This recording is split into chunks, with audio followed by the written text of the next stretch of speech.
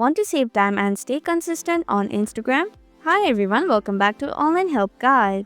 In today's video, I'll walk you through the simple steps on how to schedule your Instagram post using the app itself. So without any further ado, let's get started. First, open the Instagram app on your phone and log into your account if you haven't already. Tap on the plus icon at the bottom of your screen. Tap on the post button from the options below. Choose a photo or video that you want to post. Tap on the next button from the top right corner. Customize it by adding filters, cropping or making edits as needed. And again tap on the next button.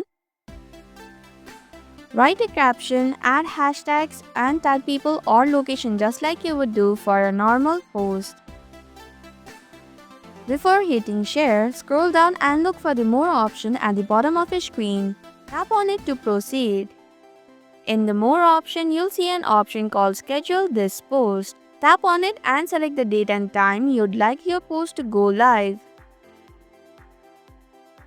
Once you have set the schedule, tap on the done button. Now go back to the main page. Finally, tap schedule instead of share. Instagram will queue your post to the selected time. And that's how you can easily schedule Instagram posts directly from the app. Thank you for watching Online Help Guide.